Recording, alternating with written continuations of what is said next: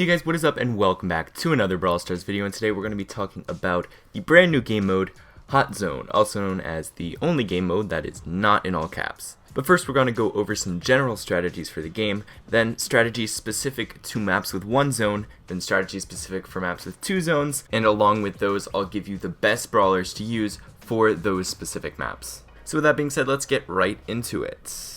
So in terms of strategies, it's a bit similar to Gem Grab in the sense that the game is really all about control. Like in Gem Grab, you really want to make sure you take control of the mine so that way you can get an advantage in the number of gems you have, and that obviously leads to winning the game. So this is just that, except control is even more important. So the main thing that I can't stress enough is you have to stay alive. So what this means is that you really want to be pushing with your team, all three of you at once. If there are three people from the opposing team on the hot zone and you try to stand back a bit and shoot at them once in a while, you're probably going to die because they can play aggressive and easily kill you, and if you go in one by one, you're going to die. The only possible way that you can take them down with a good probability of surviving is to push with your entire team. So if two other people on your team die, get some last shots in and then retreat, wait for them to respawn, and then come in all at once. That is the only consistent way to take back advantage in this game.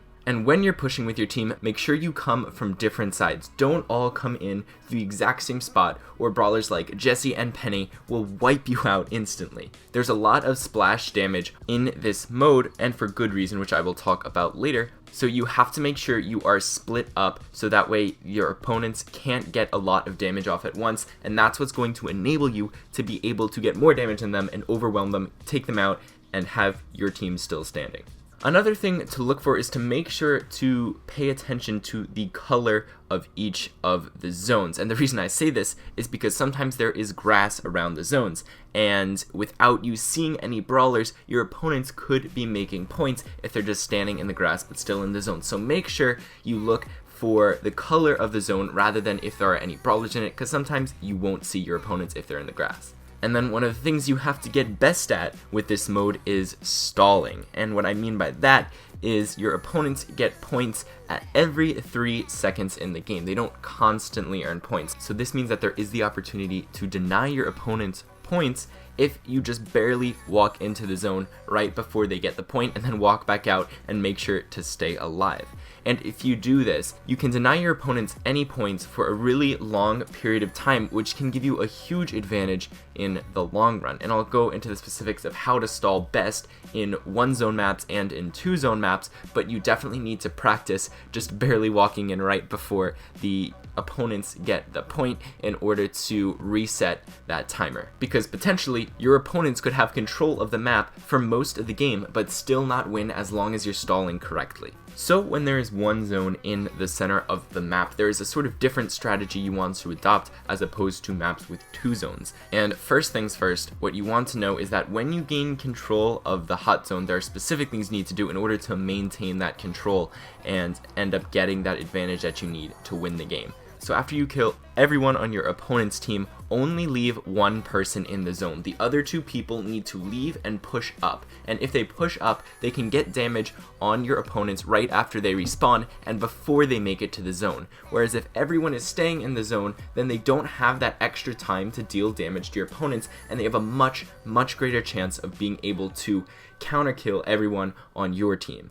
What I've seen a lot of people do in these first couple days of the mode being released is they do everything they can just to stay in the zone, but it's okay if you leave it for a couple seconds, or if two people leave and one person just stays and gets the points. You don't need everyone in the zone at once, so make sure that once you have complete control over the zone, play as aggressively as possible to ensure that your opponents can't get together a good push and team wipe you, and that means don't stay all in the same spot and make sure to push up and get as much damage off as possible. And along those lines, really the only way to get that control in the first place is to get a team wipe. If there's even just one brawler, it is pretty easy to just stall out and deny any points whatsoever. So until you can kill everyone on your opponent's team, you won't be able to gain a significant advantage in the game. So that's what you want to focus on, is staying alive so that way you can kill all three people on your opponent's team at one time. So that means area control brawlers are going to be great for this map, ones that do splash damage, and also ones that spawn turrets.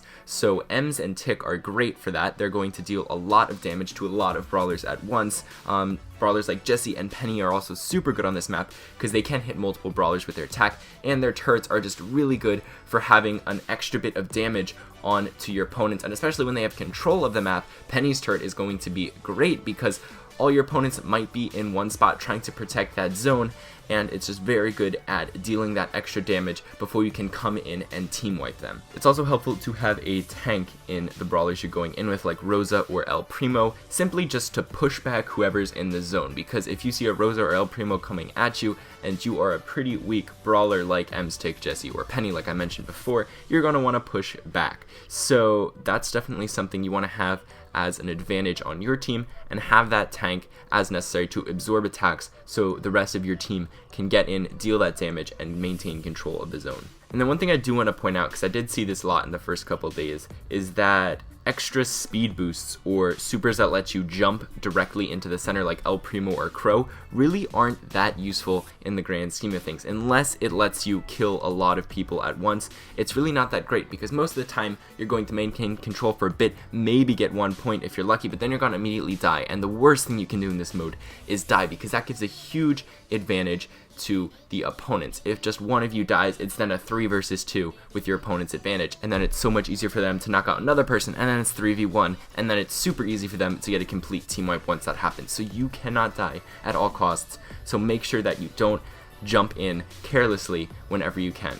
So when you are on a map with 2 zones, the strategies completely shift, because now you're not all going to be focusing on one specific zone, and you have to allocate your resources and your damage in the right way to make sure you can maintain control of both zones at the same time, or at least just gain an advantage in one zone. So make sure you never ever put all 3 of your brawlers on one of the zones, because at best your opponent's going to do the same thing, and then you're both just going to be gaining points at the same rate, which means you don't gain any advantage. But at worst, your opponent could just leave one person on their zone, and the other 2 people could come up to all of you 3 and just stall you out. And in that case, there's one zone that isn't gaining points for either team because there's a fight going on, and then one zone where your opponent just has one brawler in it, and they're just farming points and gaining a huge advantage on you. So never put all 3 on one side. If your opponent does, though, you can definitely take advantage of that by just leaving one person on that one zone that your opponent's not on, and then sending the other 2 people over to fight it out with your opponent's team on the other zone. So the best way to allocate your damage in this game is to have one person go to the left zone, one person go to the right zone, and then one person to stay in the middle and deal damage to both zones. On some maps this is a bit more difficult because there's a wall blocking between both of the zones, so in that case you should really run a thrower as the middle person in order to be able to hit both zones at the same time. And you want to adjust where this middle person is based on what your opponent is doing. So if they split it 2-1, they send 2 brawlers to one side and 1 brawler to the other, then make sure to have that middle person focusing on the side with 2 brawlers. And at that point, it's an even matchup, 2v2 on one side and a 1v1 on the other side, so it's just a matter of staying alive and outplaying them, and at that point it's just a matter of skill. But then the moment you win out on one of the zones, the switcher needs to go over to the other side and then immediately start attacking, because if you think about it, if you win on a zone where there's a 2v2 and you kill both your opponents, then one of the people can go over to the other zone where it was a 1v1 and now it's a 2v1, and you have a significant advantage on that zone, and then once you win that zone, you've got both zones and you are just chilling for the rest of the game. So you definitely want to have that middle switcher person who can switch between both of the zones throughout the game depending on what your opponent is doing, and just deal damage to both sides. So the best brawlers for this are going to be ones that can help out both sides at the same time. So for example, Bo I like to run a lot as a middle brawler in Hot Zone, because you can attack on one side and then throw your mines on the other to help them out. And if it's like a 1v1, just throwing over your mines gives a huge advantage to your team, and then you can win out that zone while still keeping it a 2v2 on the other zone. And similarly, Jessie, Nita, and Penny are all going to be good because they can easily attack in one zone and then spawn all their stuff, their turrets and bears, in the other zone and help out their teammates at the same time. And once you do that, you should be able to take advantage of both zones, and then it's just a matter of playing aggressive and making sure your opponents can't regain that control by having the switcher go to wherever the most opponents are and that way I think you're going to be able to win the game pretty consistently. So those are all the strategies for 2 zones. I hope you enjoyed this video. Make sure to leave a like and a comment down below if you did, and also don't forget to subscribe if you want to see more content like this. But that's all for today, guys, so see you later. Make the streams louder.